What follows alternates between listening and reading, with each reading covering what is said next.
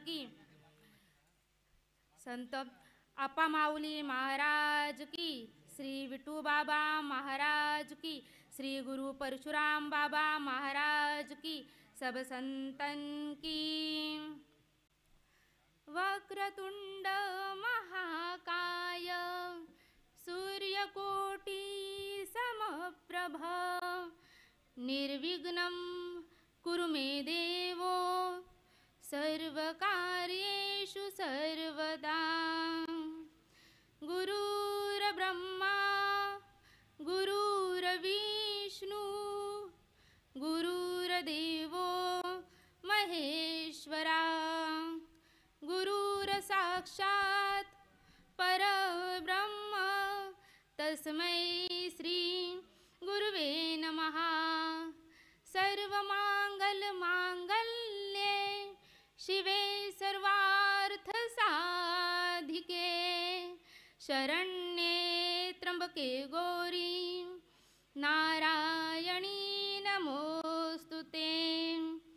महायोगपीठे तटे भीमरथ्या वरं पुंडरीकाय दातु मुनीन्द्रे समागत्य तिष्ठन्तमानन्दकन्दं परब्रह्मलिङ्गं भजे पाण्डुरङ्गम् अजं रुक्मिणी प्राणसञ्जीवनन्तं परं धाम कैवल्यमेकं तुरीयं प्रसन्नं प्रपन्नार्तिहं देवदेवं परब्रह्मलिङ्गं भजे पाण्डुरङ्गम्। आत्मरूप गणेशू केल्या स्मरण होय सकल विद्येंचे अधिकरण तेची वंदुचरण श्री गुरूंचे ते नमस्कारुनी आता मस्तक हे पायावरी या वार करी संतांच्या।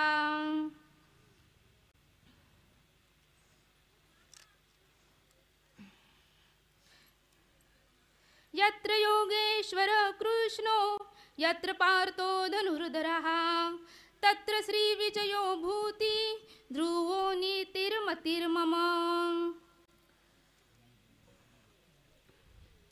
की आत्मराजाची ये सबे गीते ओढवली हे खांबे मग श्लोक प्रतिबे ऐसे येत की गीता हे सप्तशती मंत्र प्रतिपाद्य भगवती मोहमैषा मुक्ती आनंदली असे मनवनी मने काय वाचा जो सेवक होईल येचा तो स्वानंद सम्राजाचा चक्रवर्ती करी की अविद्या तिमिर रोखे श्लोक सूर्यांते पैजा जिंके ऐसे प्रकाशिले गीता मीशे राया श्रीकृष्णे की श्लोकाक्षर द्राक्षलता मांडव झाली आहे गीता संसार पतशांता विसावा वया। सेवेला सुरुवात करण्यापूर्वी कार्यक्रमाचा परिहार देणं वक्त्याचं कर्तव्य आहे। तर आजच्या कार्यक्रमाचा परिहार असा की आज या ठिकाणी गावदेवी आईचा उत्सव, सत्यनारायणाची महापूजा आणि हळदी कुंकू समारंभ, त्यानिमित्त माझ्या गावच्या गोड माणसांनी आजची ही प्रवचनरूपी सेवा माझ्यासारख्या पामराकडे सुपूर्त केली त्याबद्दल मी तुम्हा सर्वांच्या अगदी मनापासून ऋणी आहे। तसं पाहिलं तर तुम्ही सगळे माझ्या गुरुस्थानी आहात, परंतु आज या जागेवर बसून ही पामर बालिका लहान तोंडी मोठा घास घेते, त्यासाठी या बालबुद्धीला क्षमा असावी। आता या जागेवर बसून ज्ञान प्रदान करायचं म्हटलं तर त्यासाठी पात्रता हवी, अधिकार हवा।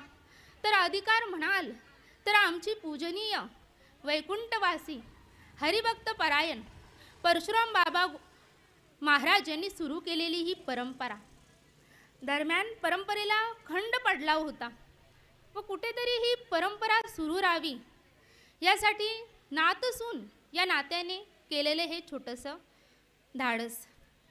कदाचित त्यांच्या एवढा आध्यात्मिक सामर्थ्य माझ्याजवळ नाही, परंतु तरीही नातसून या नात्याने आपले कर्तव्य पार पाडण्याचे एक छोटंसं कर्तव्य प्रयत्न करते।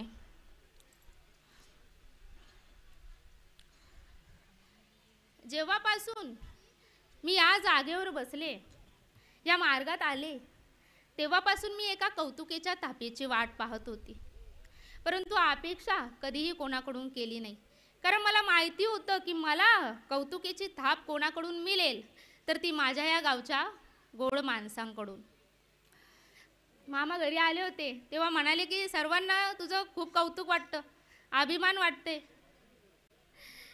आणि आज तुम्ही या ठिकाणी बोलावून हे सेवेकरता ती कौतुकाची थाप माझ्या पाठीवर मारली.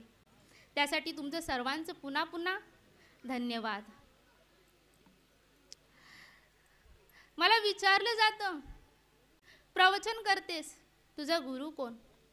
त्यावेळेला असं बोलणाऱ्यांना मी प्रत्युत्तर काही देत नाही, पण माझ्या चेहऱ्यावर आहे ना छोटंसं स्मित येतं, मन बोलू लागतं.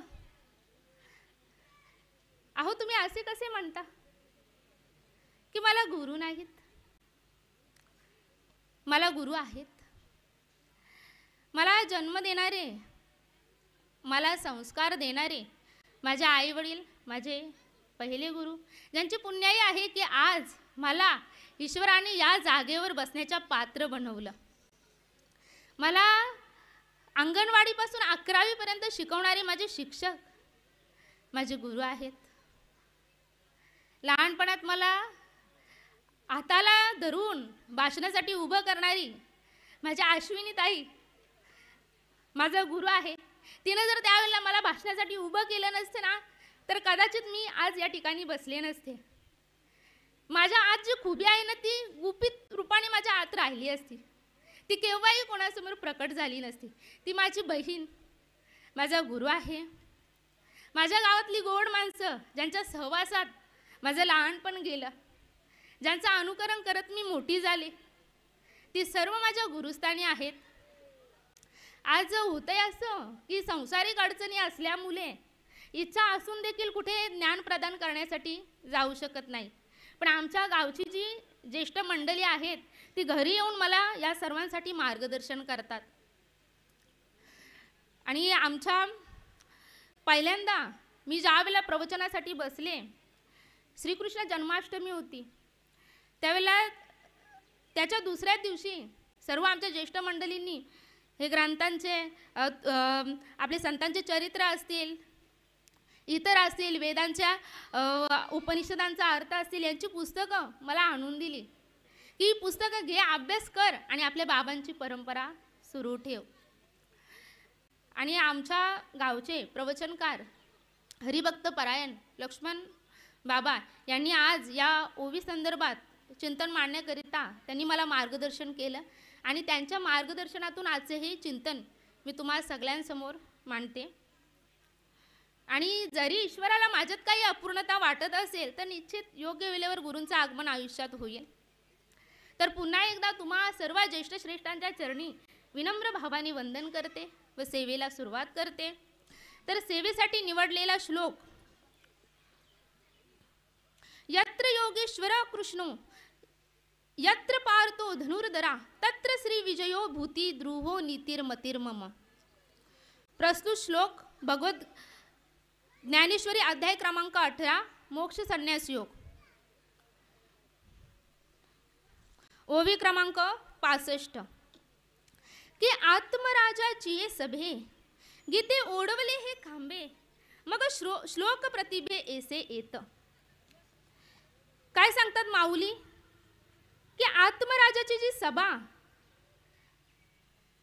त्या गीतारूपी सभेचे हे 700 श्लोकरूपी खांब आहेत. गीतेचे 700 श्लोक आहेत ते आत्मराजाच्या सभेचे हे खांब आहेत. म्हणजे प्रस्तुत ओवीत माऊली आत्मज्ञानाचं दर्शन घडून आणतात की नेमकं आत्मज्ञान म्हणजे काय, आत्मज्ञान कशाला म्हटलेलं आहे, ते कशा प्रकारे प्राप्त होतं. आता बघा, ज्या वेळेला कौरव पांडव युद्ध सुरू होतं, युद्ध सुरू होण्याआधी अर्जुन श्रीकृष्ण परमात्म्यांना म्हणाला, हे गोविंद, हे श्रीकृष्ण, आपला रथ सेनेच्या मध्यभागी नेऊन स्थापन कर. श्रीकृष्ण परमात्मा सारथी होते. आपल्या भक्ताची आज्ञा प्रमाण मारून त्यांनी रथ सेनेच्या अगदी मध्यभागी नेऊन स्थापन केलं आणि म्हणाले, हे कुंती पुत्र अर्जुन, आता या ठिकाणी तुमच्या सोबत या शस्त्रास्त्र स्पर्धेमध्ये सज्ज झालेल्या सर्व कुरुवंशीयांना पहा. त्यावेळेला अर्जुनाने पाहिलं. अर्जुनाला कोण कोण दिसले?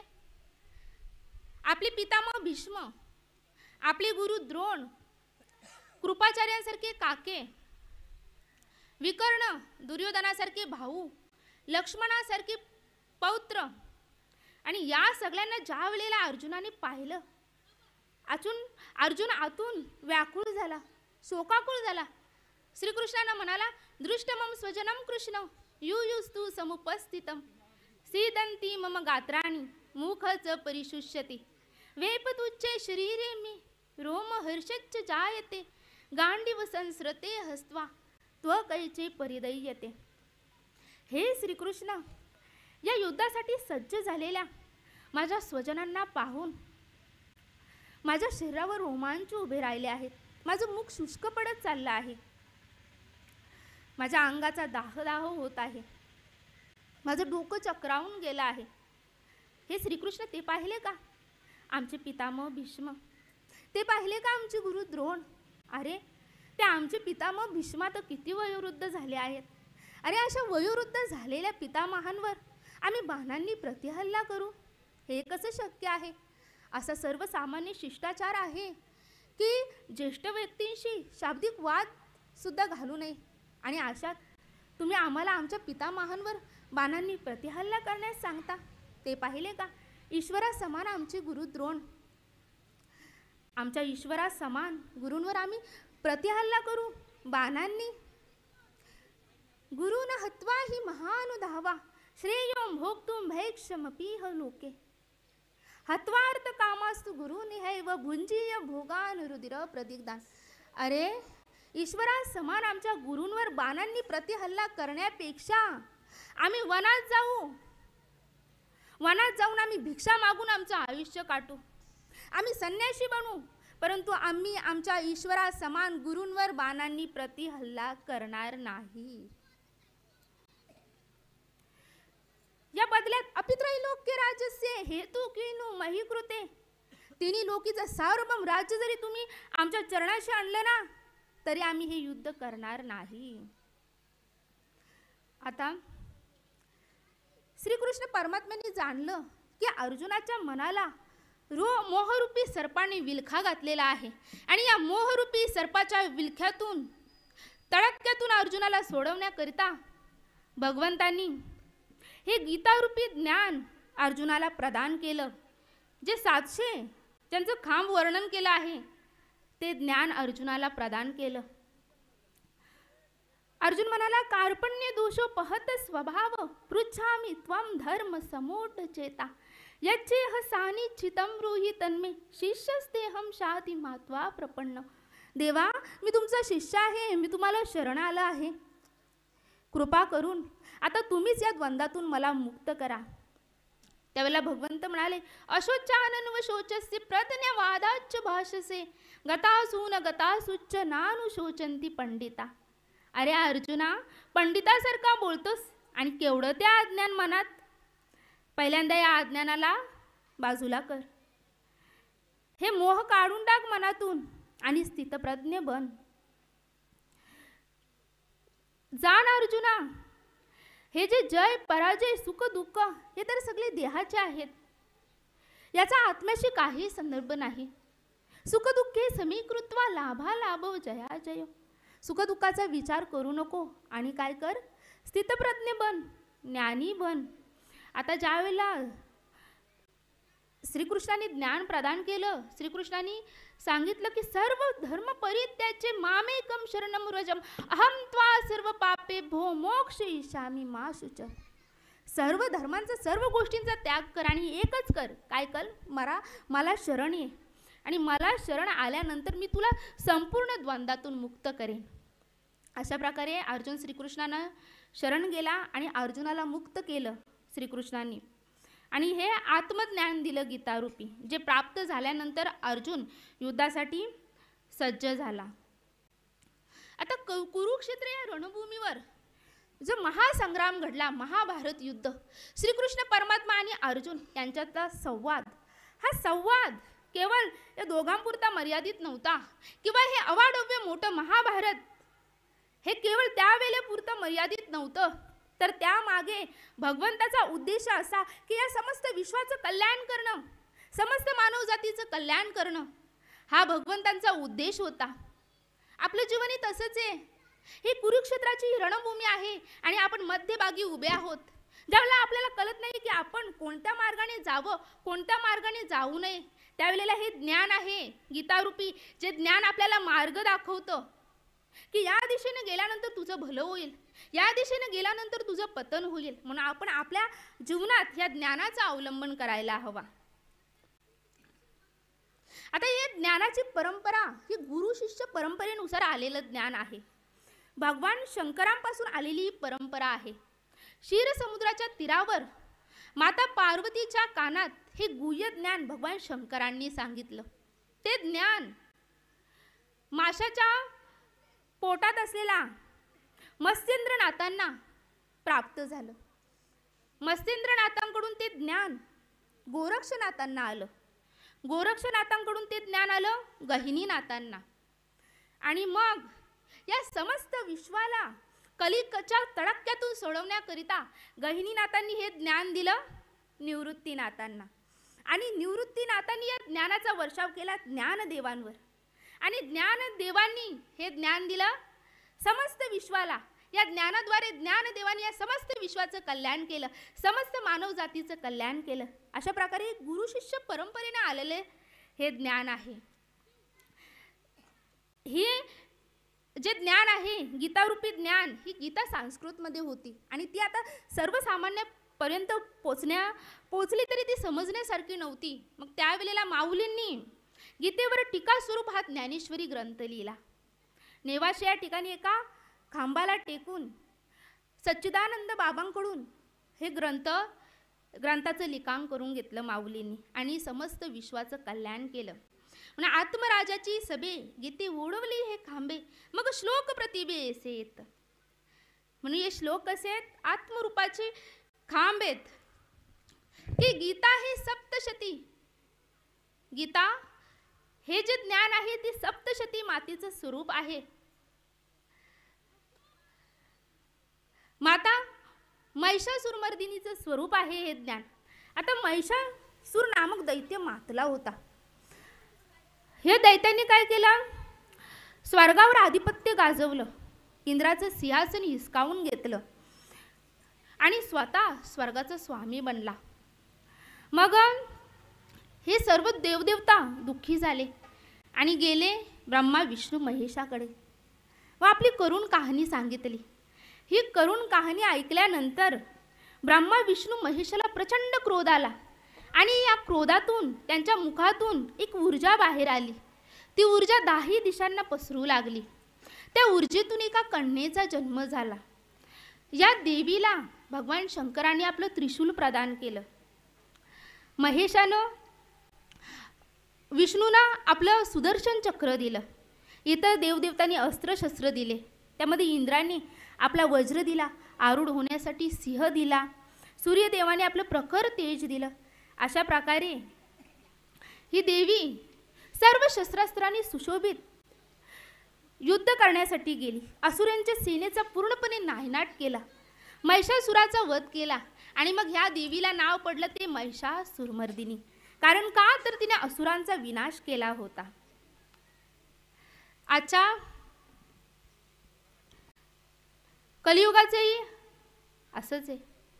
आज कलियुगात ज्याप्रमाणे महिषासुरमर्दिनी भवानीनं महिषासुराचा वध केला, त्याप्रमाणे आजच्या कलियुगातही असुर आहेत. आपल्या डोळ्यांना न दिसणारे असुर आपल्या अवतीभोवती फिरत असतात. व्याभिचाराची सीमा ओलांडणारे प्रकार दर 2 दिवसांनी आपल्या कानावर येत असतात. आताच आपण पाहिलं की आपल्या शिलपाटा परिसरात एक प्रकरण घडलं, अक्षता हत्या प्रकरण. आपल्या उरण भागात यशस्वी हत्या प्रकरण घडलं. अंबरनाथ भागात 2 मुलींवर व्याभिचार केल्याचा प्रकार घडला. काय हे प्रकार घडतात? काय गुन्हा होता हो अक्षताचा? एक भोलं मन घेऊन ईश्वराच्या चरणाशी गेली. कशासाठी? आश्रयासाठी. परंतु या भोल्या मनानं तिच्या चरित्राच्या चिंधड्या चिंधड्या करून टाकल्या. पुजाऱ्यांच्या वेशात बसलेल्या निशाचरांना ती ओळखू शकली नाही आणि या निशाचरांनी क्रूरतेची हद पार केली. त्याला आम्हा सर्व स्त्रियांना एकच प्रश्न पडला की भगवंत नावाची गोष्ट या भूतलावर नक्की अस्तित्वात आहे की नाही, की केवळ ही एक कल्पना आहे? का हा प्रश्न आम्हाला पडू नये? का आम्ही या प्रश्नाचं उत्तर शोधू नये? मुलात गुन्हा अक्षताचा नव्हता, गुन्हा होता तो तिच्या भोल्या भाबड्या मनाचा, ज्याला कळालंच नाही की ही दुनिया भोल्या बाबड्या माणसांची राहिलेली नाही. या दुनियेत पाऊल आणि पाऊल सांभाळून टाकावं लागतं, सतर्क राहावं लागतं, पावला पावलावर काटेत सांभाळून राहावं लागतं. धर्मबाह्य माणसाच्या प्रेमात पडली. काय अवस्था झाली यशस्वीची? धर्माच्या बेड्या आपल्या हातात आहेत. या बेड्या जोपर्यंत आपल्या दृष्टीत दिसत नाही ना, तोपर्यंत या मोहरूपी बेड्यांनी आपण जखडून राहू. म्हणून या मोहरूपी बेड्या तोडून आपल्याला धर्मरूपी आपल्या बेड्या आपल्या हातात घालायच्या आहेत. माऊलीने सांगले, मोह मैषा मुक्ती आनंदली. त्यावेळेला भगवती माता यायची, अवतार घेऊन असुरांचा विनाश करायची. यावेळेला भगवती येऊ शकत नाही, कारण भगवतीने हे शास्त्र हे शस्त्र दिलेलं आहे आपल्याला. हे शस्त्र आपल्याला आपल्या हातात घ्यायचं आहे. या शस्त्राकडे एक पाऊल वळवायचं आहे, एक पाऊल आपल्याला अध्यात्माकडे वळवायचं आहे. निश्चित आपल्या आयुष्याचं कल्याण होईल. या शस्त्राकडे आपल्याला वळायचं आहे. या ज्ञानाचं आपलं आयुष्य जगताना आपल्याला अवलंबन करायचं आहे. या मोहरूपी आजच्या कलियुगात मातलेला राक्षस मोहरूपी राक्षस आहे. त्या मोहरूपी राक्षसाचा आपल्याला वध करायचं आहे. हे शस्त्र हातात घेऊन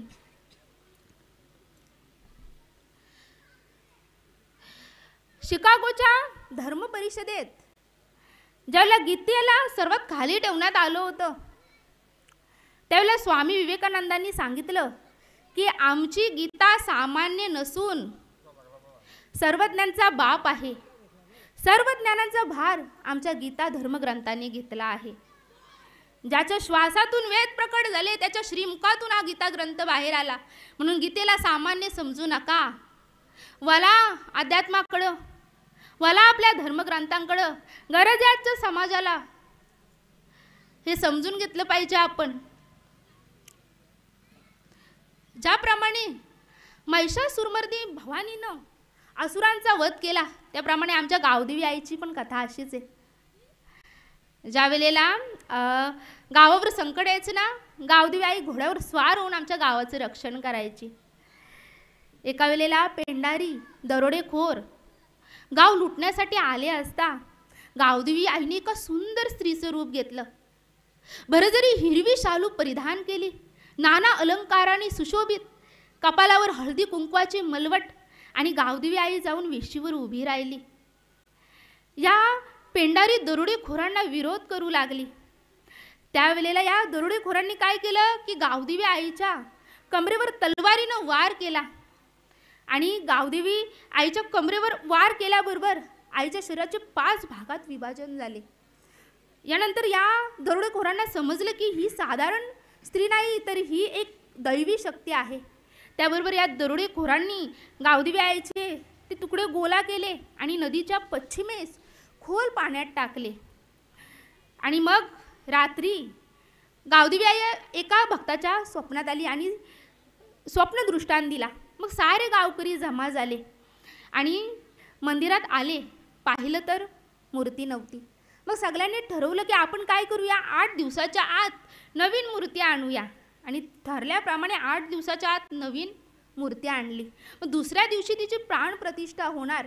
अशी आदल्या दिवशी रात्री गावदेवी आई स्वप्नात आली एका भक्ताच्या आणि सांगितलं, उद्या 12च्या सुमारास नदीतून ज्या ठिकाणाहून शेंदुराचे बुडबुडे निघतील त्या ठिकाणी मी आहे. या भक्तानं हा स्वप्न दृष्टांत सर्व गावकऱ्यांना सांगितला आणि मग सर्व गावकऱ्यांनी त्याच्यावर विश्वास ठेवला आणि विश्वास ठेवून नदीत पाहायला गेले असता एका ठिकाणावरून शेंदुराचे बुडबुडे येत होते. आणि मग त्या ठिकाणी पाहिलं तेव्हा गावदेवी आईच्या मूर्तीचे 5 तुकडे मिळाले. मग हे तुकडे आणले आणि मंदिरात त्यांची प्राण प्रतिष्ठा केली. आज देखील हे जिवंत उदाहरण आहे, कारण आज देखील आपल्या मंदिरात गावदेवी आईच्या 2 मूर्त्या आहेत. हे जिवंत उदाहरण आहे. ज्या वेळेला कोरोना रूपी असुर मातला होता ना, त्यावेळेला आमच्या गावदेवी आईनं संपूर्ण गावाचं रक्षण केलं. एवढंच काय, आम्ही मुलीबाली जे परगावी गेलो आहोत, आमच्या देखील कैसाला धक लागून दिली नाही. अशी महती आमच्या गावदेवीची. गुण गावं तेवढं कमी. अशी कृपालू मायालू आमची गावदेवी आई.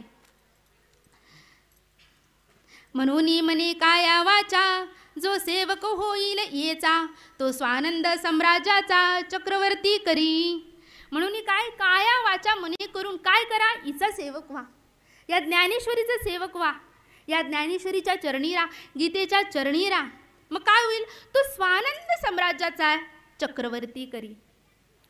काय करेल, त्याची युगायुगांसाठी कीर्ती अजरामर होईल.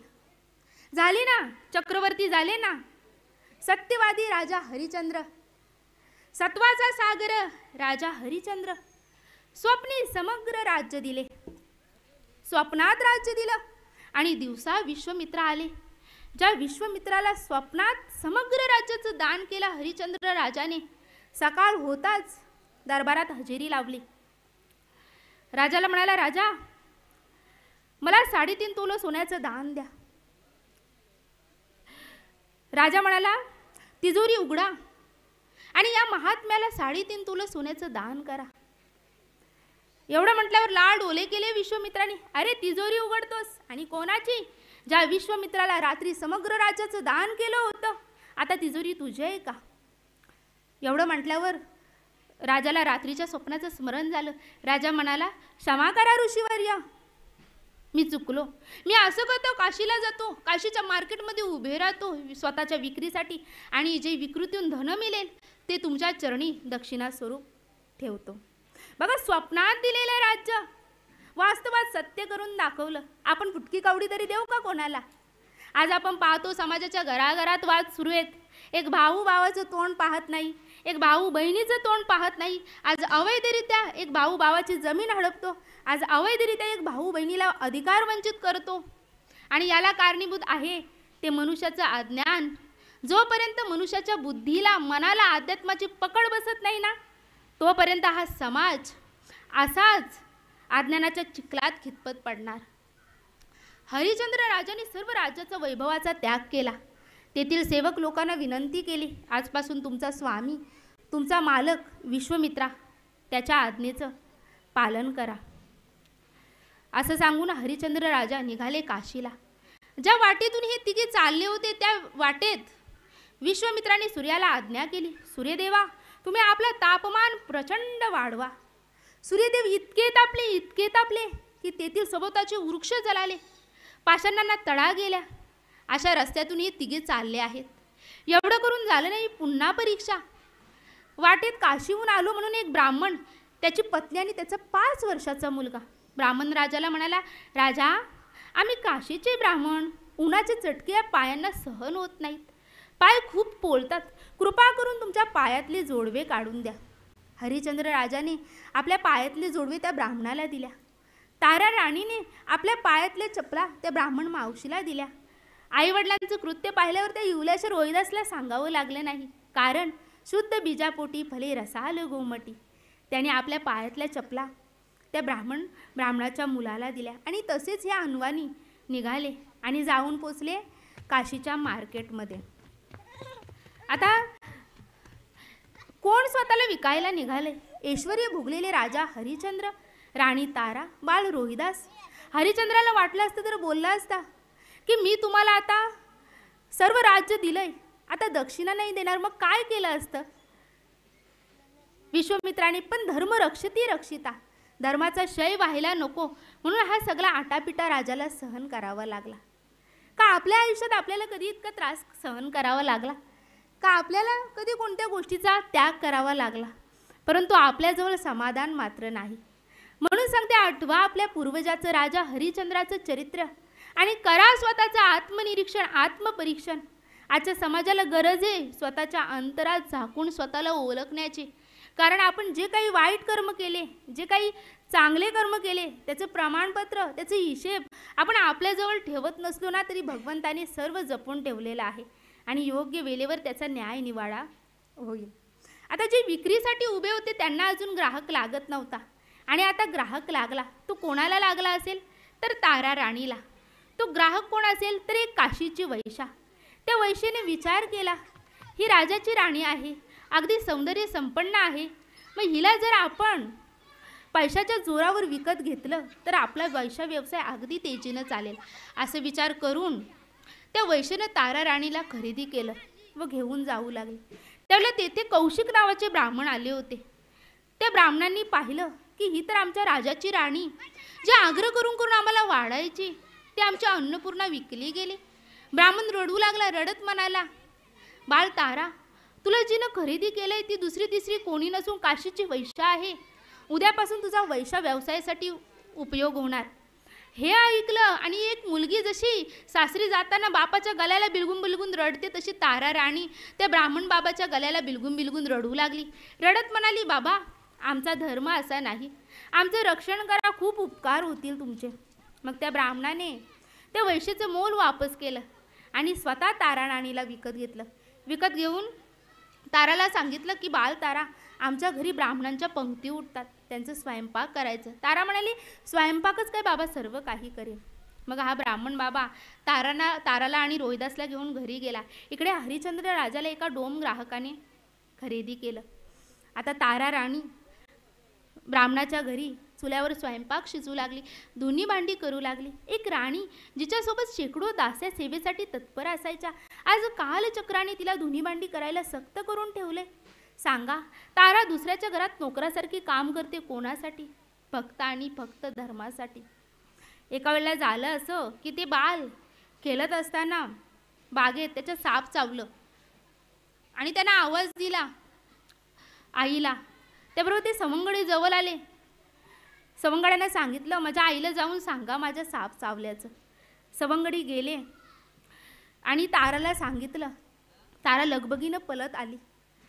तारा येईपर्यंत त्या बालाचा मृत्यू झाला होता.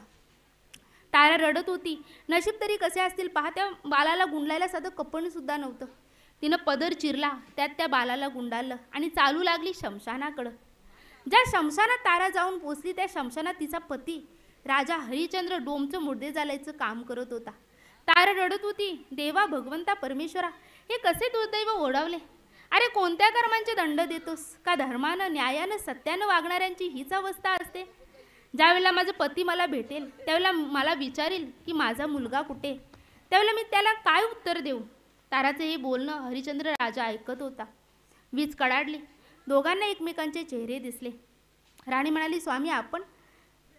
राजा म्हणाला, तारा तू? राणी म्हणाली, मी तुमच्या पुत्राचं रक्षण करण्यास असमर्थ ठरले. आता तुम्ही असं करा, आपल्या मुलाचा अंतिम संस्कार करा. हरिश्चंद्र राजा म्हणाला की या ठिकाणी अंतिम संस्कार करायचा असेल तर या ठिकाणी कर द्यावा लागतो, जो माझ्या मालकाने निर्धारित केला आहे. राणी म्हणाली, माझ्याजवळ काही नाही आणि हा तर तुमचा मुलगा आहे. राजा म्हणाला, ते मला ठाऊक आहे, परंतु मी आता कोणाचा बाप किंवा मी कोणाचा पती नाही, तर मी एक विकला गेलेला मनुष्य आहे. तुझ्याजवळ जर काही नसेल तर असं कर, मुलाला गंगेत नेऊन विसर्जित कर. बघा, या अवस्थेत सुद्धा राजा हरिश्चंद्राने आपलं धर्म सोडलं नाही. ज्यावेळेला राणी त्या मुलाला घेऊन गंगेत विसर्जित करू लागली त्यावेळेला ज्या परमेश्वर परमात्मानं धर्माची परीक्षा घेतली ते परमेश्वर परमात्मा प्रकट झाले. म्हणाले, वा राजा हरिश्चंद्र, तुम्ही धर्माची परीक्षा दिली आणि तुम्ही पास झालात. तुम्ही विषम परिस्थितीत धर्माची रक्षा केली. पुत्र विकला गेला, पत्नी विकली गेली, स्वतः विकला गेला, परंतु तुम्ही आपला धर्म सत्य सोडला नाही. अशा प्रकारे स्वानंद साम्राज्याचा चक्रवर्ती, माऊलींच्या भाषेत हरिश्चंद्र राजा स्वानंद साम्राज्याचा चक्रवर्ती झाला. कारण का? तर त्यांनी धर्माचं रक्षण केलं. आता धर्म म्हणजे नेमकं काय?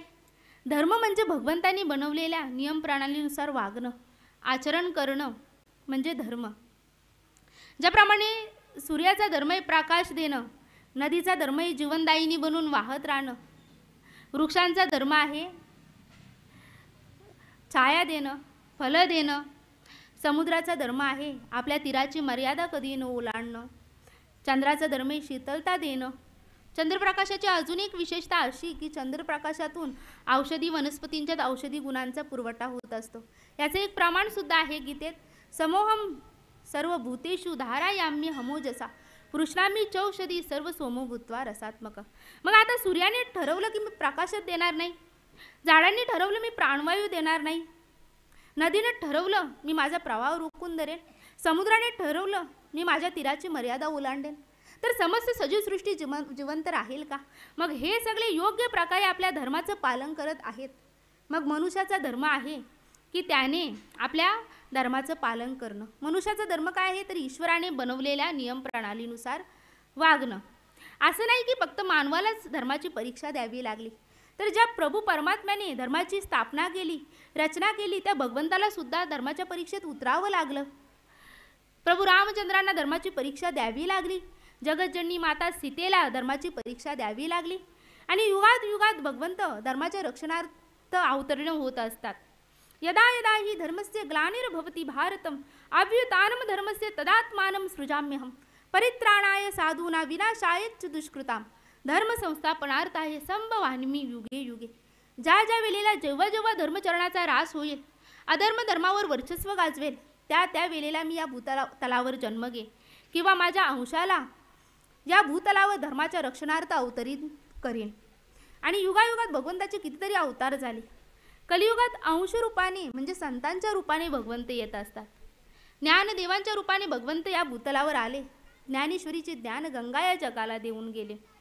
एकनाथांच्या रूपाने भगवंत या भूतलावर आले. भागवताची देण या जगाला देऊन गेले. तुकोबांच्या रूपाने भगवंत या भूतलावर आले. गातेच्या अमृतमयी धारांनी जनमानसाच्या हृदयात परमार्थाचा बीज रोवून गेले. ज्यांनी जगायला शिकवलं ते संत होऊन गेले. संतांची थोरवी महान आहे. एवढं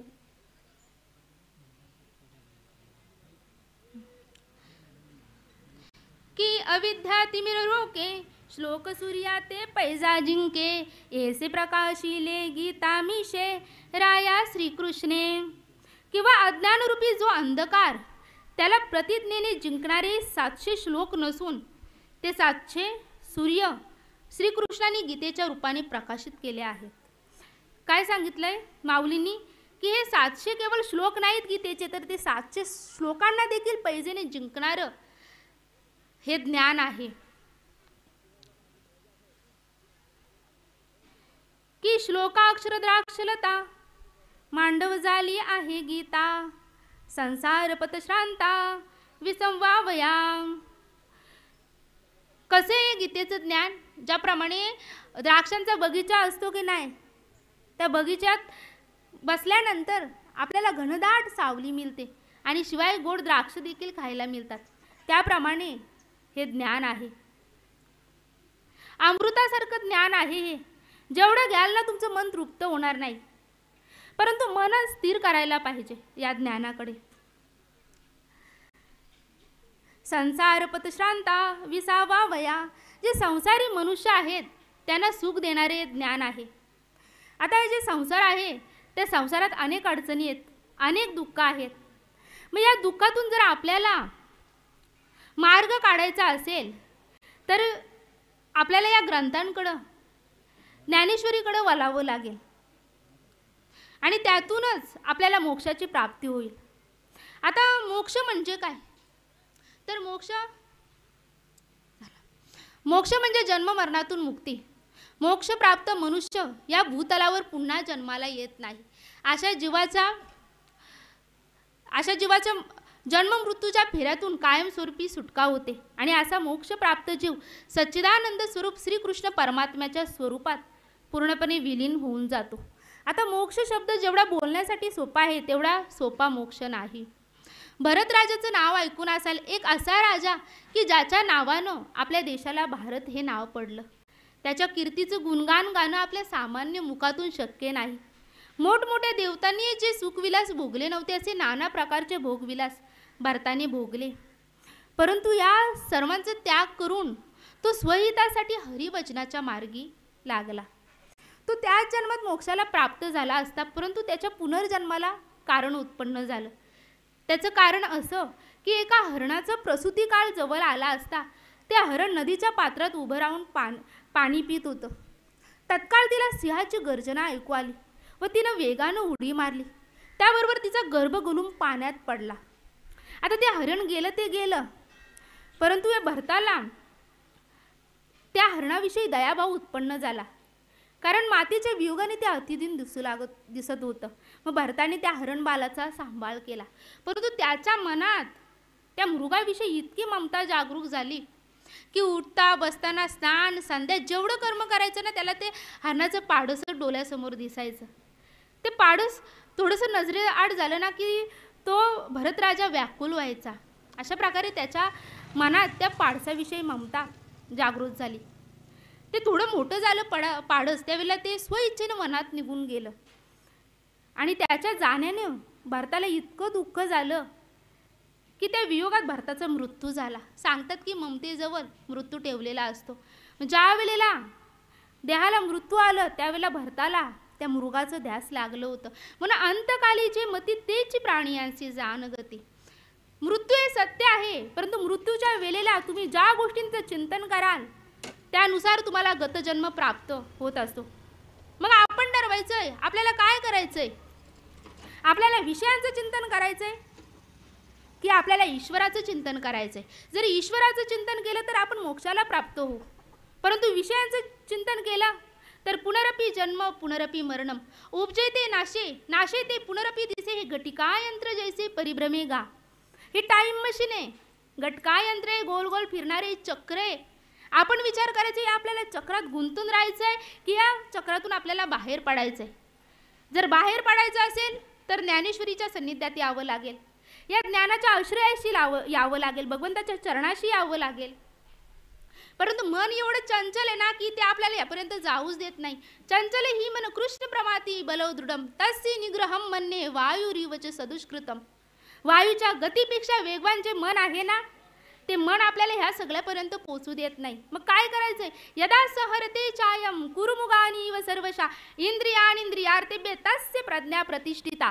प्रज्ञावंत ज्ञानी मनुष्याचं लक्षण आहे त्याने आपली इंद्रिय कासवाप्रमाणे आपल्या आटोक्यात ठेवली पाहिजेत. आणि इंद्रिय आटोक्यात ठेवल्यानंतर आपल्याला ईश्वराची प्राप्ती होईल. आपण विषयांपासून लांब गेल्यानंतर या सर्वाची आपल्याला प्राप्ती होईल.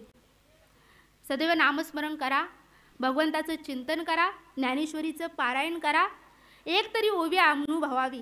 गीतेचा एक तरी श्लोक वाचा, ज्ञानेश्वरीचं पारायण करा, ज्ञानेश्वरीच्या ओव्या वाचा. सप्तशतीप्रमाणे ह्या ओव्या आहेत, मंत्रांच्या प्रमाणे ओव्या आहेत. एक तरी ओवी वाचा. या ग्रंथाच्या सानिध्यात या, ज्ञानेश्वरीच्या आश्रयाशी या, भागवताच्या आश्रयाशी या, गातेच्या आश्रयाशी या. निश्चित जीवनाचं कल्याण होईल. येथेच आपल्या सेवेला पूर्णविराम देते. झालेली सेवा भगवती गावदेवी आईच्या चरणी समर्पित करते. जरी सेवेदरम्यान काही चुका झाल्या असतील तर हा माझ्या बुद्धीचा दोष समजावा. मोठ्या मनाने मला क्षमा करावं. पुंडलिक वरदे श्री ज्ञानदेव तुकाराम पंढरीनाथ भगवान की. माऊली ज्ञानेश्वर महाराज की. जगद्गुरु संत तुकाराम महाराज की. सद्गुरु वामन बाबा महाराज की.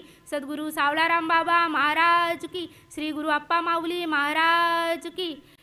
श्री गुरु परशुराम बाबा महाराज की. सब संतन की.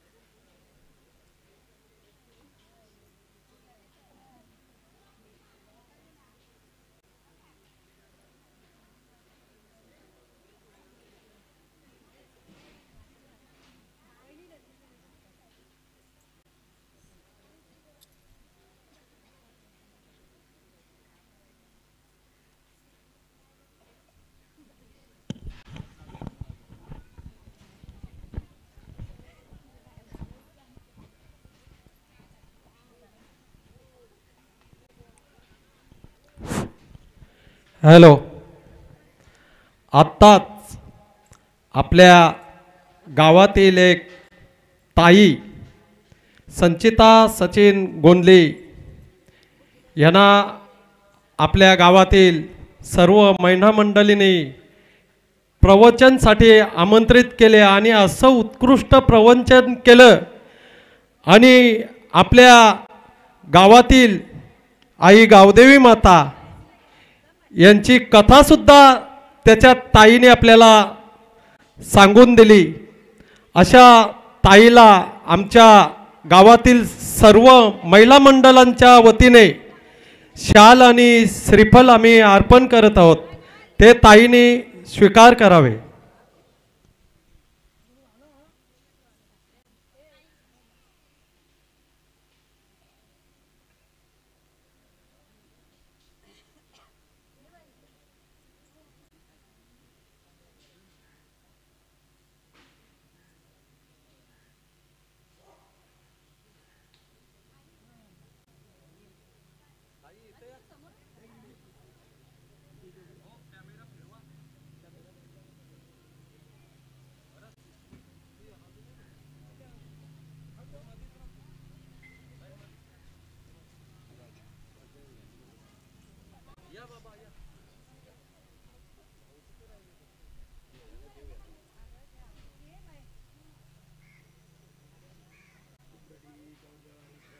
श्री ज्ञानदेव तुकाराम पंढरीनाथ भगवान की जय.